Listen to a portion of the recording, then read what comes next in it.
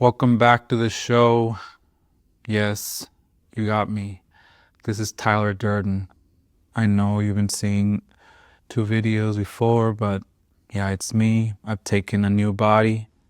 So if you see this body in the street, just leave him alone and listen to the show if you want to learn something or comment down, and maybe we'll get into a conversation. But we did it. We did it. We know you're watching.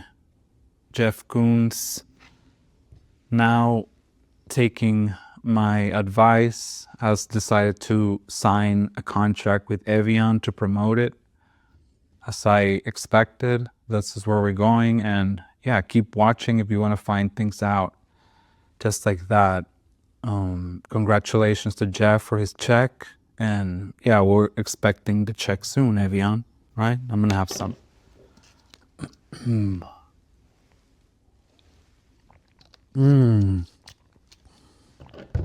Just like France, huh? Whew. All right. Yeah, also, someone else is watching the show. Jimmy Fallon, congratulations on having your first artist. Maybe next time pick a painter, but Daniel Arsham was in the show.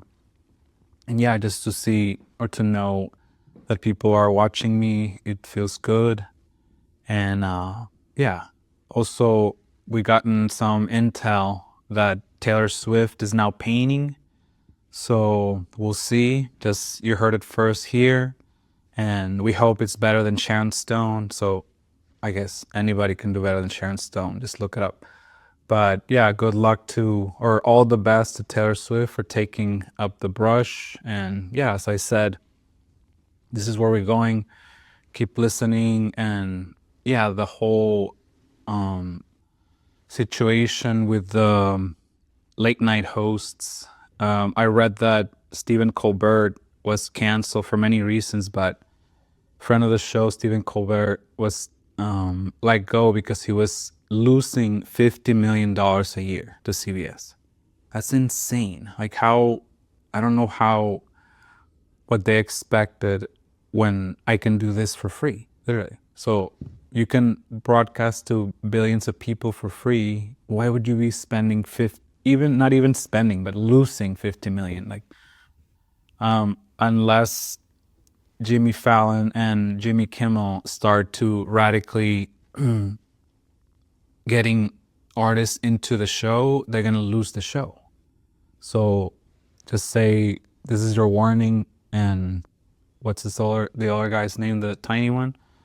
Seth Meyers. Yeah, that Seth Meyers, you need to put some painters, like real ones, real painters, to make jokes and whatever. Like we need that. Like, I don't know what's going on.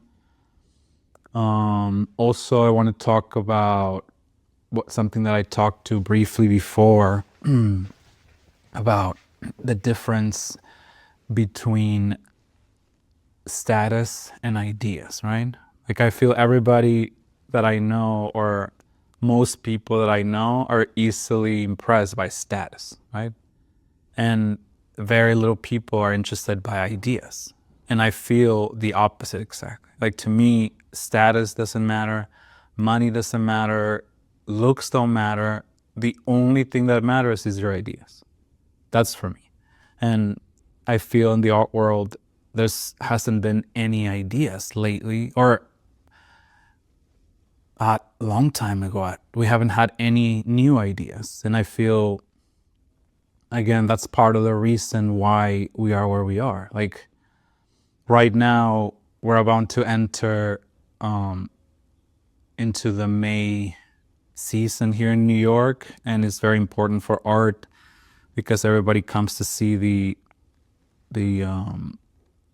shows and the auctions and whatever. So everybody from around the world comes twice every year, which that doesn't tell you like that this is the place to be. Like, is there any place else where we have to go twice for an art thing? I don't think so.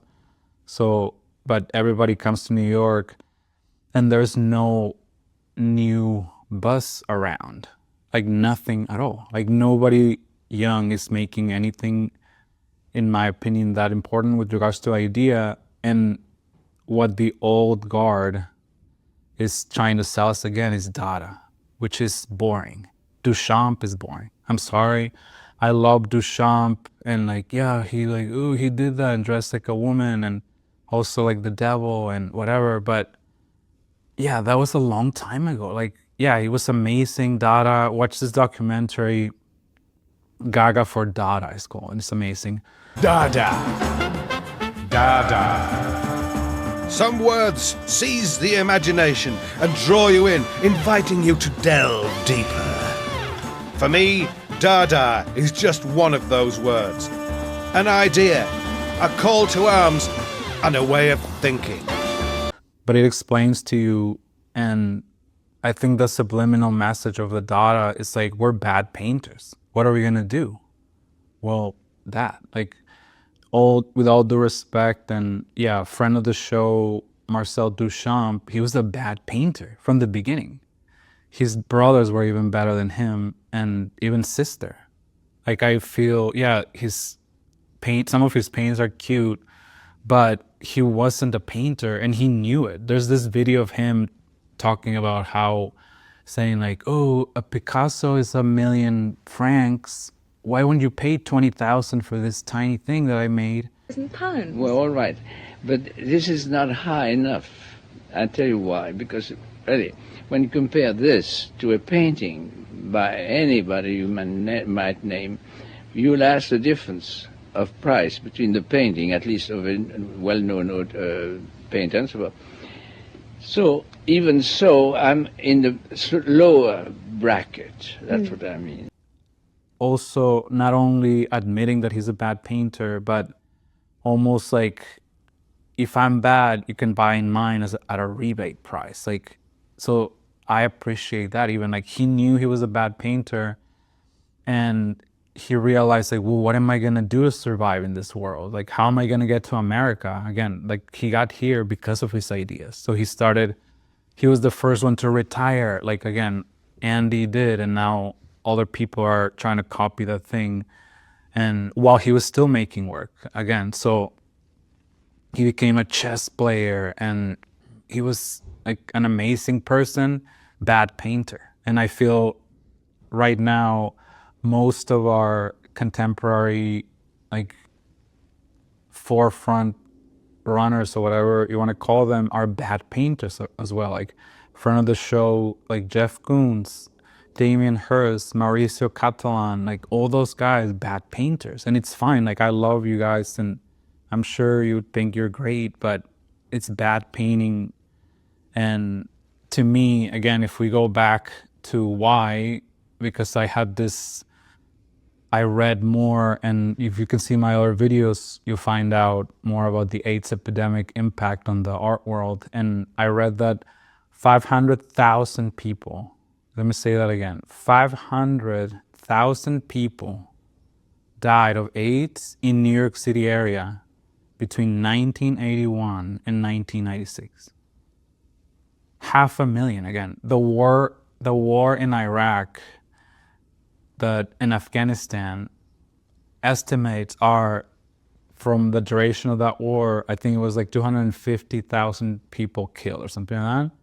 So we had 2 Iraqs in New York City art world, and people expect us to have good artists? Like, I don't understand. Like, they all died. All of them died.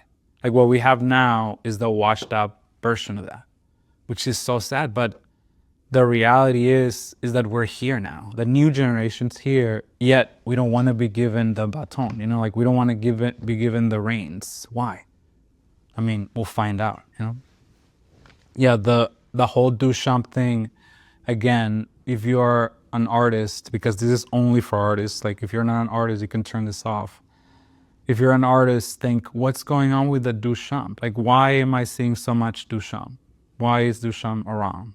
And the only reason for that is for people to make money. They're bringing it back so they can make money. Like, there's no other reason. They don't care about us. They don't care about the public. They don't want to, like, oh, give us nothing. They just want to make money. And it's so sad. And it's okay. Like, we understand, because you have to make money, and that's what your dad or like stepdad told you, whatever. But, and I'm talking about the boomers, like whatever relationship they have with their parents, but we're so tired of this thing. Like literally, there's no new ideas. And I'm gonna play this video by Fran Lebowitz talking about how sad it is to see the same ideas over and over. I mean, if you're young, everything's new to you. Sure, so you don't know that it isn't new. You know, so that you know, you go to an exhibit of a young artist, and everyone says, "This is amazing," and then you look and you think, "This is surrealism. This is 100 years old." But you have to first know that, you know. Otherwise, it seems like a new invention to you. But there's an endless recycling of the culture of the last 30 years that is really death-dealing. You know, I think it's just horrible, really awful, you know, and that is the sort of change I would like to see. You know, I think that is the job of people who are young. That's your job. Do something new. We have no ideas, new ideas from anybody young. We are, again, resurfacing old ideas. Now we're back to Dada. Oh, great, Dada, that was amazing. It was, but it's already over. Again, it already died. So why are we bringing it back? Again, to make money. So it's like there's really nothing to look forward to really in this May season, other than, I guess, for me as a painter, Lisa Yuskavich has a painting show that's gonna be amazing. But other than that, like, what is going on? We're gonna just go back to the 1920, again, 100 years ago? Why are we going back? Why don't we just have a new artist with a new idea? I don't understand. Why are we going back and back? And yeah, in my theory is that the reason why we keep going back is because we're run by failed artists. And I've talked to many of my friends about this, and the art world is being run by failed artists. And most of them will admit it. That's the weird thing. They were like, oh, I was bad at painting, so I decided to do this. Like, is it better to have a failed artist as a dealer or just a real businessman? A real salesman? Again, like, why are we giving failed artists the opportunity to run galleries? Is that how it works? Like, is that historically how it works, or is it a new thing? Because I believe, and in my experience, 15 years in the art world, I have noticed that failed artists have a hate relationship towards artists. And hear me out. Love is hate, right? So they love, hate artists, and hate is also confused admiration. So they're admiring, confused, and hurting artists at the same time. I know it doesn't really make sense a lot, but just let me tell you that nobody, not even Gagosian, not even Jeffrey Deitch, nobody, not even Arnie Glimcher, they don't know how it works. Like, they have no idea how to make an artist successful.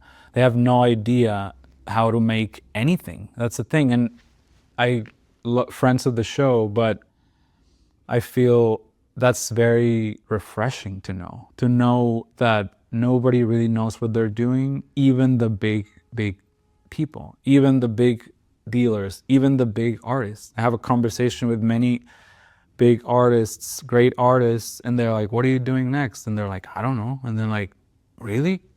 You don't know? And that's refreshing to me. You know how I feel, yeah, when you realize that nobody like knows what to do, is very refreshing. So yeah, no shows to be seen. I'm gonna use friend of the show, Richard Prince. He went on a rant a few weeks ago, and he was talking about how he doesn't get Caterina Grosse, or whatever that lady. And I thought it was a good thing, even if someone is like, hey, don't criticize. But I think everybody should just speak out. Like, why right now it's unethical to speak. And don't even get me started on ethics, because everybody thinks they're ethical, but they don't even know what ethics is. That's the weird thing. But yeah, he's saying that. I think it's true. Like, and I feel even talking about ethics, like, what is microplastics, right? Is microplastics acrylic paint? And this lady, Katharina Grosse, whatever, she's spraying all that microplastics in the streets, like, or whatever she sprays, that's going to the environment, is it? Or no? Like, is that normal? I don't know, but that's where I see it from. I don't know where Richard Prince is seeing it from, that he doesn't get it. But also I don't get the pollution and wearing a mask and all that. Like, what about us? Like, are we getting polluted? Like, what are you doing? Like, and I feel that is literally perfect for my next segment, which is the Guggenheim.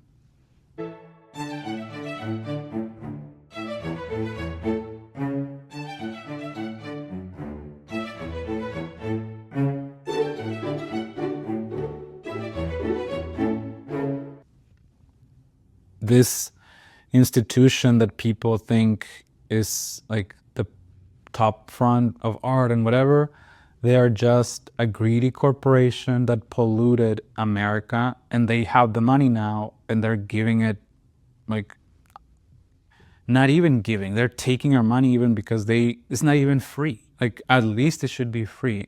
And you should do your own research, but it turns out that the Guggenheim family owned this company in the late 1800s called ASARCO, ASARCO, right?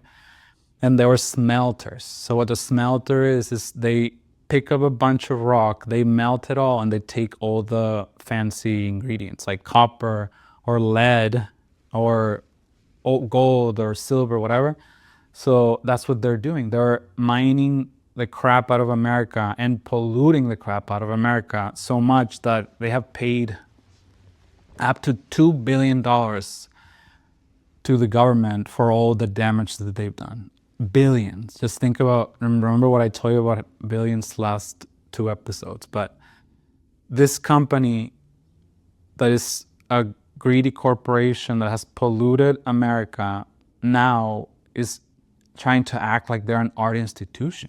And right now they have a really boring show by this lady, friend of the show, Carol Beauvais or whatever. And yeah, she's nice or whatever, but, and yeah, no offense, but those are cakes, like, I don't know why people make this cake art that it's just the same cake with different frosting. Like, it's the same cake, like, and it's very adequate to where it is. It's the corporation of like toxicity and polluting and like literally stripping the earth from everything.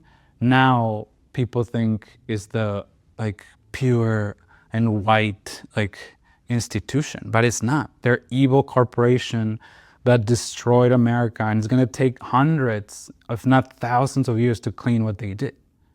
Like, I need every artist listening to this to know that the Guggenheim is a pollution center, and I wouldn't be surprised if the Guggenheim is painted with lead paint. Like, that would be the perfect thing, that the polluting company, the polluting family is polluting us in the city with lead paint. That I'm sure it could be true, but yeah, and yeah, would I like to have a show at the Guggenheim? You're gonna say like, oh yeah, well, you're a hypocrite, you would like that. And it's like, of course I would like that, because that comes with a huge financial reward from me again. But I thought we were ethical. Why is nobody talking about that? Why is nobody talking about the fact that lead pollution increases violence in men and women? So like, we're polluting the world and yet acting like we're trying to save it with art. That's, again, very, very old. And maybe I'll get more into the Medici family later, but that's where it comes from. Let's take a break with Evian again.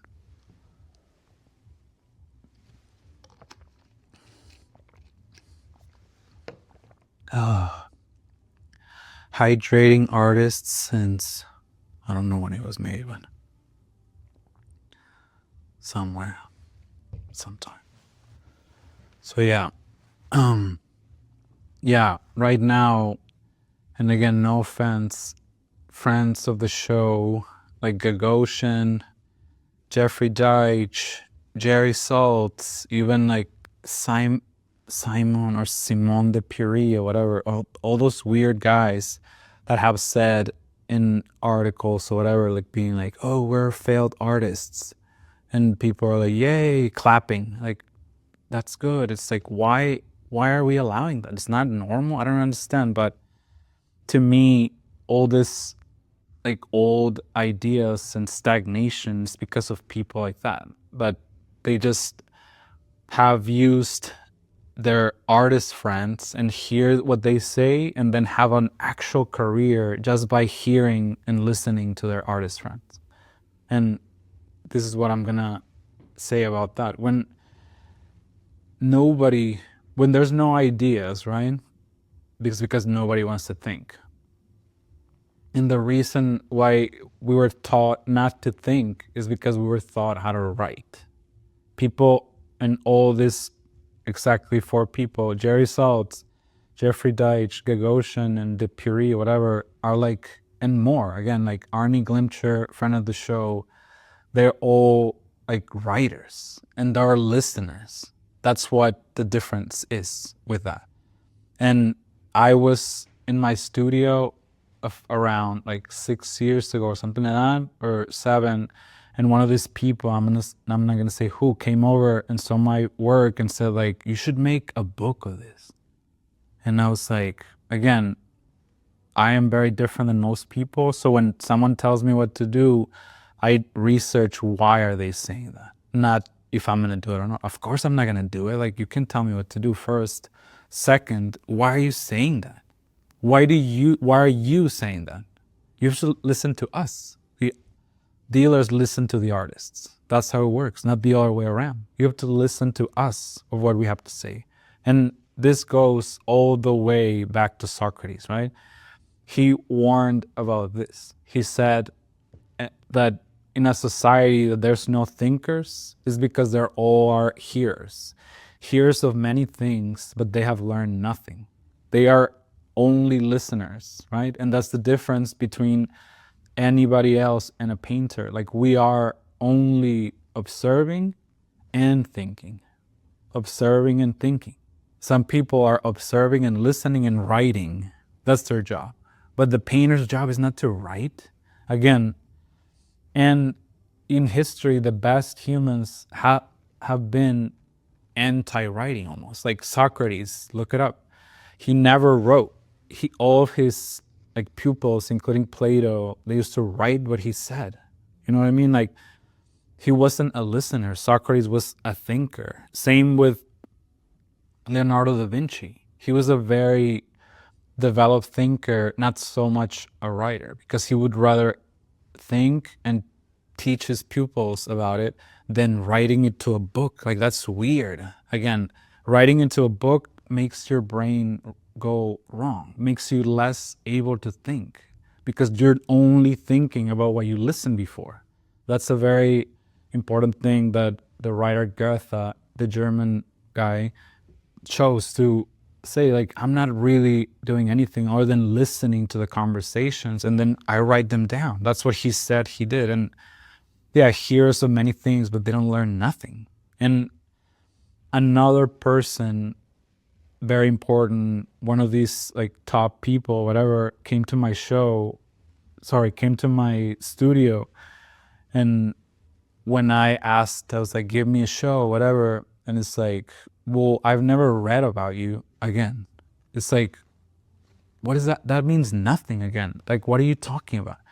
But what he said is like, hey, in order for me to give you a show, I'm going to have to get a magazine article. And I was like, what? And again, if I was a different person, I would have been like, I'm going to get you your magazine thing. Or I'm going to be like, yes, sir, whatever. But I was like, first, no. Second, what do you mean by that? And I started to realize what is art for these people. And by these people, I mean the people that make money off artists. That's their only business again. You make money off artists. You are a blood-sucking leech. So yeah, these people, they don't want you to think. Again, they want you to make money for them. And that's where it all starts, with the writing. It's like, why are you so into the writing? It's like, oh yeah, it's for the books to like preserve the thing. Or if it is good, it will be preserved. If the art is good, it will be preserved. Like, has nothing to do with, if you make a book about the art, it's gonna make the art better. Like, has nothing to do with that. All they care about is money. And yeah, that's how it works. Like, I have been in the crypto space now for like 6 years or something like that, only to learn about how these art markets work. And it's very similar how an NFT or whatever, like it works exactly like an artist's career, and whoever is behind the NFT and all that is exactly like that. And the term is called pump and dump, that it also applies in the real Wall Street market. Ding, ding, ding. Yes, the same Wall Street from the other videos that I talked about, and how the art world is Wall Street now, and how and why is because the people that are in it are Wall Street people, which is, we need to get them out. I believe this whole magazine situation, even if it was something that started before even America or whatever, like I don't even believe it, but what I have read about magazines is that they have always been used for one purpose and one purpose only: to manipulate the truth. So when you're an artist and you hear so and so magazine wants to, it's just to manipulate the truth. And again, who is behind the magazines? If you have read, let's take a break for our sponsor one more.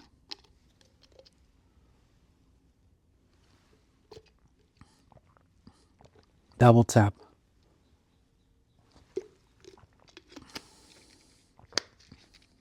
I got some in my nose. All right. So, if you're a big fan of Benjamin Franklin, you can read about his whole life, but he started a newspaper, and in that newspaper, he used to do and run slanderous articles about his opponents, about people that he despised. Sometimes he would write these articles by himself with another pen name, just to like understand what a newspaper is and a magazine is. This is a rich guy who wants to manipulate the truth for their own benefit. Think about every single magazine that you can think about.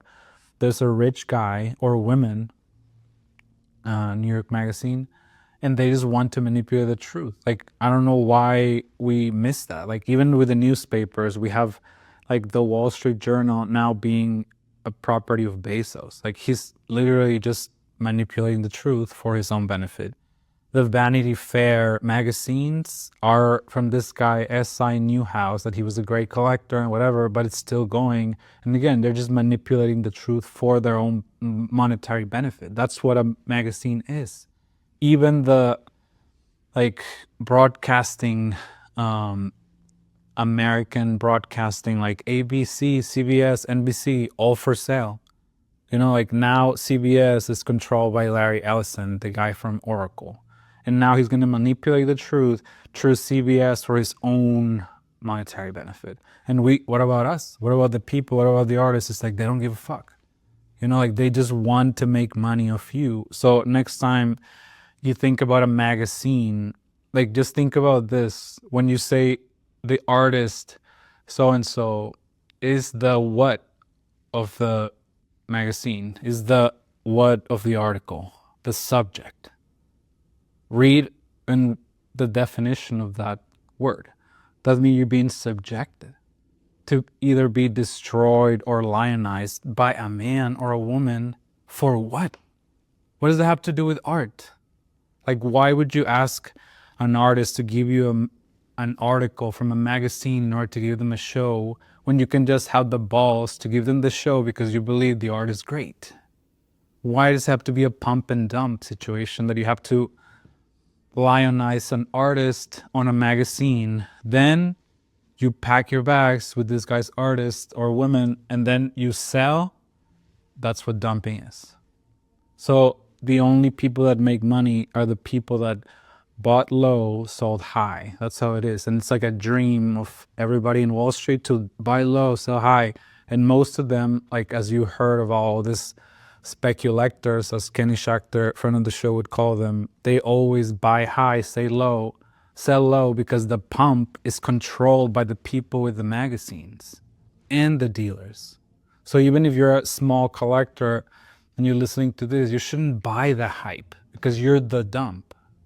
You're the way out for these people. So, and they want to like Matthew Wong us. Just look it up who Matthew Wong is. They want to pump the stuff and then make money. And then what about the physicality person? Like they don't care if you die. If you die, it's even better for them. Like that's the thing. So why would they not want to hurt you? You know, like many artists that I talk to, or many artists I've seen that happen to them, and it's so sad. Like even all that a magazine does is control. And that's exactly why Andy, started Interview Magazine. And that's the dream, you know, like start a magazine, control the narrative, and then sell it to a rich guy, which is exactly what Andy did. He sold it to Peter Brandt, and now he's carrying Andy's manipulation machine. And now Peter Brandt's manipulating the truth to benefit his own pockets again, which is like, but we see it. That's the thing. We see everything. We see what you're doing. We see how you are controlling artists. And we know now, you know, like that's why everybody's afraid of these people, because of AI. Like AI is going to get us better magazines, unbiased sometimes if we program it to be better. Even I would go as far as saying that I would like a better, like an AI critic, even to be actual partial, instead of a person who has a monetary incentive to criticize. Like think about Jerry Saltz. He gets paid to criticize. So if he doesn't make a splash, he doesn't get paid. So why would he say like, that was really nice? He has to say like, ooh, the perspicacity of the situation. Like what are we doing? We need, even as far as I would be happy with an AI dealer, because I don't have to deal with the failed artist guy, you know? I would have to just deal with a computer that sells my work, which is, I would be doing that for sure. Even the auctioneers are trembling because AI auction is coming. You guys are done. What are you guys doing? And it was all revealed to you a while ago, like 20 years ago, and you didn't listen. And now this is what's going to happen to everybody from that era. And they know it. But all the best to you guys, and you had fun making money of artists. It's over. And you can say like, yeah, you're being too harsh on these people. They did make a lot of money for a bunch of people and whatever. It's like, yeah, whatever. Thank you for doing everything you did. However, we haven't seen a new idea in over 50 years. And you guys are still in charge after 50 years. So it's like, what are we doing? The infrastructure for painters, young painters specifically, there isn't one. And you guys were in charge. We let you guys be in charge, and you didn't make an infrastructure to create better and more sustained painters. All you did is literally fill your bags, pack your bags, take the money out of the US, because I guarantee you all these people have their money out of the US. I mean, Jerry's house has no money, but the other ones.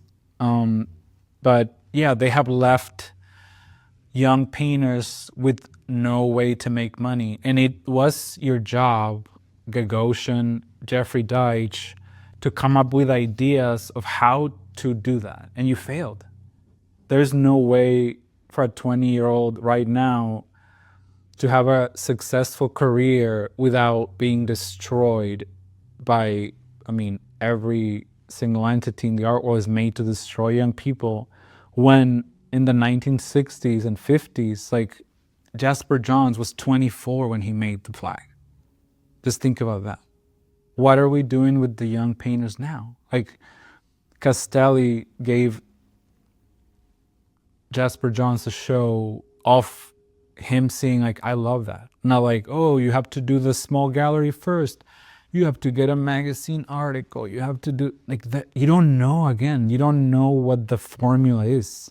Like being in a million group shows doesn't amount to anything. Like if the work is trash, you know, like you can be on every show that every person did, and if the art is trash, the art is trash. Like I don't know why we think that there's like an equation or whatever that we can put the art into and it's gonna work. Like you failed, you know, like, and yeah, commercial artist is out now. Like what are we gonna do? Like manage a band like Andy? Like just think how like it's impossible almost, because like just think about how uncool would be a band that is managed by Jeff Koons. You know, like we love Jeff, friend of the show, but like what do you like you have to be the coolest person on earth to manage a band as an artist. And even if you look at the like financials of what Andy was doing, he was making no money, and he was like paying like the Velvet Underground and everybody around here like cash and losing money, and it's too much. Like also, yeah, the other option that they have given us is this multiples BS. Like the whole Kenny Schachter in his last article, he talked about that. But yeah, how the multiples and the bad prints, like the Damien Hirst Henny prints and all that trash is like, yeah, it's clogging the art world when these people, again, they need to be buying young people, but there's no infrastructure again. Like how I believe that it's very a matter of time before there's an artist that is sponsored by McDonald's. You know, like I would love to see even friend of the show like Mauricio Catalan do a Happy Meal. You know, like that would be insane. That would be fun. And you'll see like this, you'll be soon and you'll be like, oh yeah, you told us. It's like, I know. I'm just very connected, you know, like I know these things, and I am Tyler, so, and Andy too. So I am writing movies just like Andy. And yeah, that's another thing that we can do as young artists, that again, there's no infrastructure to do it, but we'll do it. Again, we have AI, we have computers, we literally invented social media, so we're gonna do it.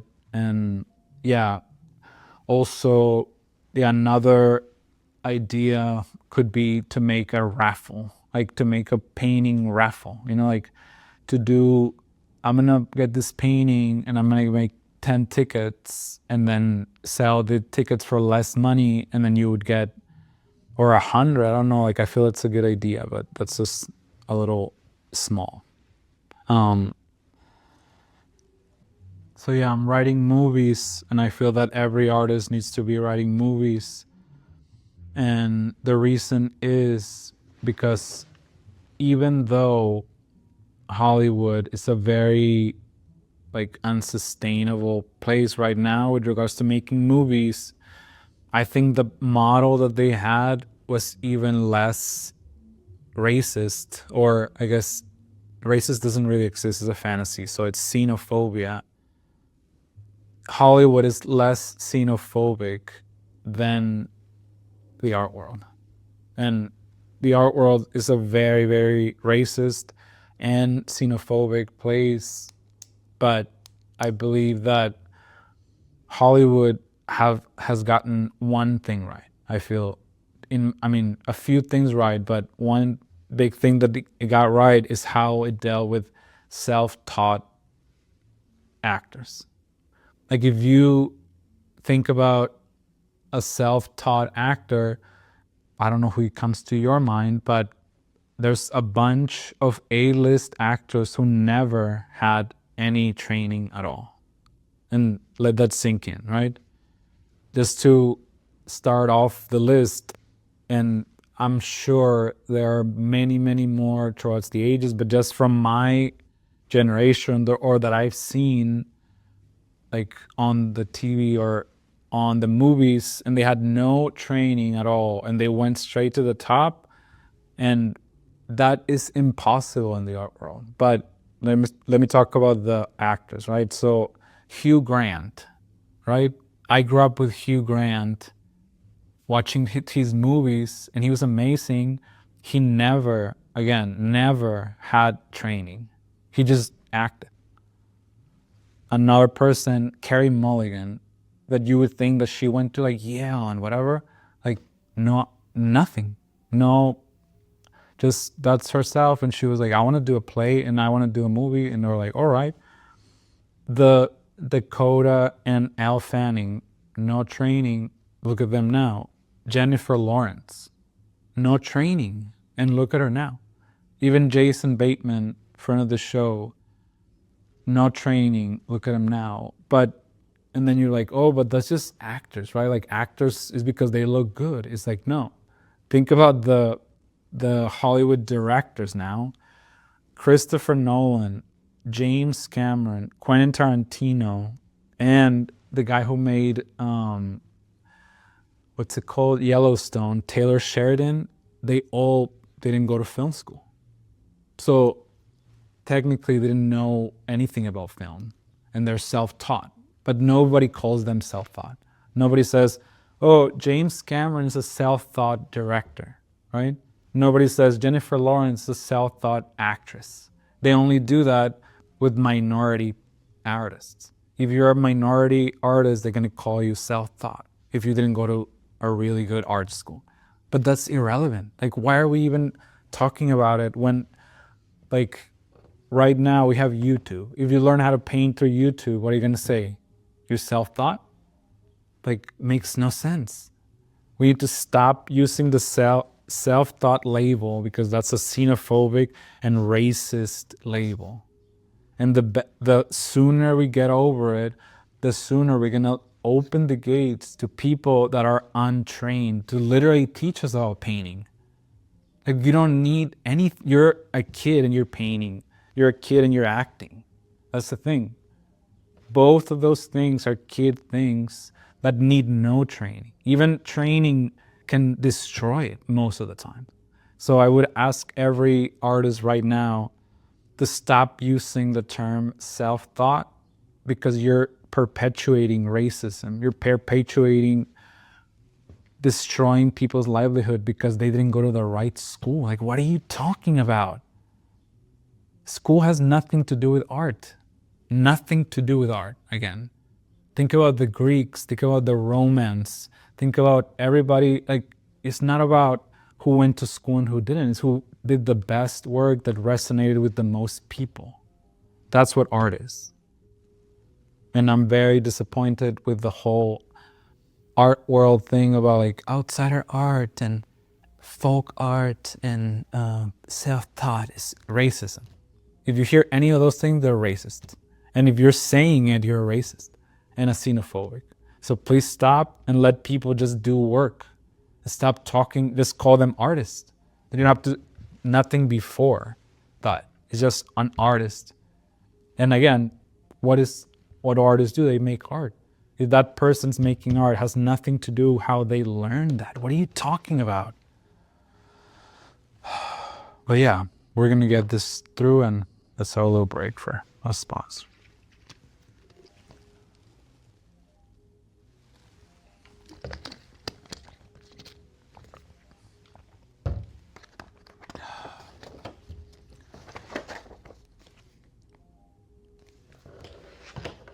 So yeah, let's talk about wealth and how, yeah, I asked before, is there a way for a painter to become a billionaire without relying on big chunks of money that was acquired in a bad way, right? Or I guess that's subjective. So yeah, in a illegal or yeah, something like that. And I believe maybe yes in the future, but right now it's impossible. And so just think about if you go back in time, like Leonardo da Vinci and the kind of like patrons that he had, like they were all like warmongers, and even Leonardo helped them like design these war machines and stuff like that. So like even Leonardo was receiving money from warmongers and horrible people, the Borgias, if you want to read about it, like the Borgias is called. And then even after that was the Medicis, like the Medicis were loan sharks, right? So like loan sharks, that was their business. And again, even going back to why I started talking about all this is because, a friend of the show, Jeffrey Deitch, in like the 80s or whatever, started mixing the banks with the art. And it's always been mixed, but just we have to be aware that the people that are financing wars are the same people running these banks. And that's what the bank is, a war. Like even people like the Rothschilds in the past have literally given money to both sides of the war. So when there's war, these people make money. So again, war mongers are the ones who have this very big art collections and all that. So just to know that every single like bank and all that, it's money that it was used to finance wars. And can we have, again, enough money to make our dreams come true as an artist without relying on that money? Right now, no. So anybody that you see that has big money has had to rely on people like this that are, they have hurt very, very a large amount of people. And I believe that even back then, even if it was a horrible time and the Borgias did horrible things, the Medicis did horrible things, like at least they were paying accordingly for the art. I believe even that right now it feels like, oh, that art is super overvalued. Like I feel it's undervalued even. Like I feel, or I believe that, just think about this, when Leonardo da Vinci was around 50, I think, and he was commissioned to make the Last Supper, how much do you think that they paid him?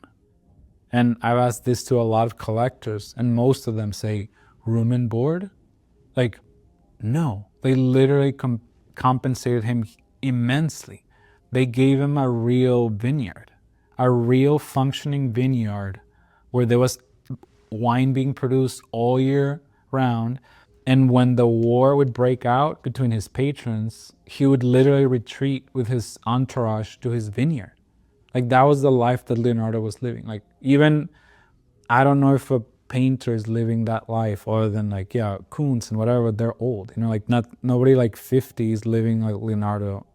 Like nobody would be paid for one painting on a wall, a vineyard. Like think about that, like in Napa or whatever, like, or in Italy, like it was given to Leonardo. Like I believe until we are decentralized monetarily in the art world, we won't be able to get where we want to be without having to rely on these people that, again, like they are, all they care is about making money no matter how and no matter what it takes, like, and that's the truth. And again, there's a Jesus quote that another person who only thought instead of wrote, and now everybody knows about, that he said that it would be harder for a rich man to get into heaven. It would be harder for a rich man to get into heaven than a camel to go through a pinhole, or a pinhole needle or whatever, something like that. And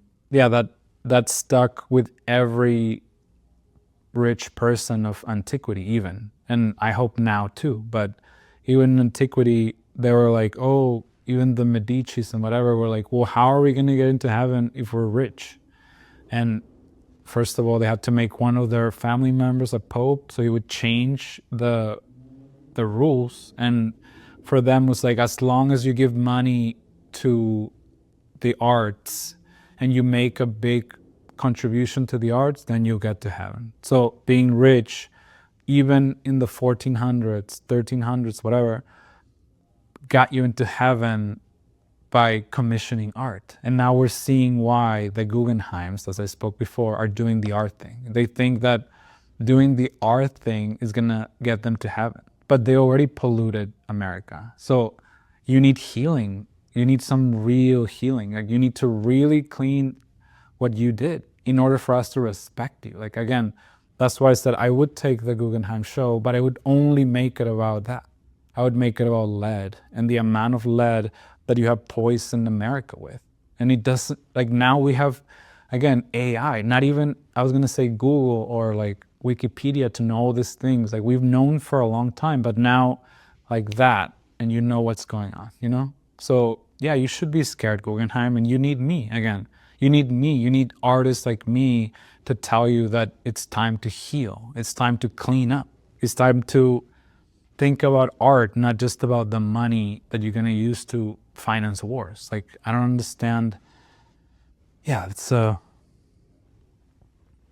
very hard thing that is happening right now with regards to, like, again, I've been talking about wealth, but millennials in 2020, we only own 5%. Again, let that sink in. 5% of all the wealth in America, millennials own 5%. And Mark Zuckerberg, who is a millennial and is one of the richest men in the world, accounts for like half of that percent. So in 2020, now they're saying that we own 10% combined with Gen Z, which makes no sense. But all I'm saying is, like, baby boomers have 51% of the wealth. And they're still holding it. And I believe that's why even like the Gen Xers are so into AI, because they want to get that money. And they're like, well, I'm not smart enough to get that money, and these guys are never going to die. So what do I do? And they're trying to get the money out of them slowly with the AI. And we're going to do the same thing. That's the thing. It's like, we invented social media. What do you think we're going to invent when we're in charge? You know, like, yeah, create all your AIs and make your demon, whatever. Like, we'll end all. Like, we are in charge of this. And yeah, I am Tyler again. And yeah, I feel that we need more radical artists. I would like people to be more radical with regards to their art, with your making. Don't let anybody tell you what to do. Don't let anybody tell you that you need a magazine. Don't let anybody tell you that you need an article. Don't let anybody tell you that you need a group show. Like, what are you talking about? Literally, what are you talking about? You have no idea, or you have no answers. Again, no answers. We have the answers. Artists have the answers. You advisors, gallery directors, dealers, whatever you do, that if you're not making art, you be quiet. And you don't know again. If you are making art, then you can speak. Like this. Everybody is right now obsessed with the fountain of youth yet again. So if you're a painter, just see all the art that throughout the years, especially during the medieval ages or medieval era, like the paintings of the fountain of youth. Like, we've always been in search of the fountain of youth, and right now is no exception. So everybody right now, that their thing is to be like, live forever and whatever, like, it's an old idea again, an old idea of the finding the fountain of youth. And yeah, even if they find it, it's just so sad, you know, like, it's so empty. And instead of thinking about art and how to make an infrastructure for artists to thrive in America, again, the wealthiest place in the world, you have managed to take all the money out of the artists, pump and dump them, destroy careers for what? Literally. As a painter, and yeah, I want to tell other artists or painters to just believe in yourself, and that's all that we have. And don't be afraid. Just keep painting, and just remember that we are the most dangerous people in society. And I'm not talking like physically or whatever. I'm talking more like radical thinking. We can literally change the world with one painting. One painting, even one drawing, can change the world. And that's why these leeches or failed artists are so into recycling it, because they know how good it feels to make good art. They just don't want to do it. They don't have the balls. They don't have the, like the stamina, whatever. But if you do, thank you.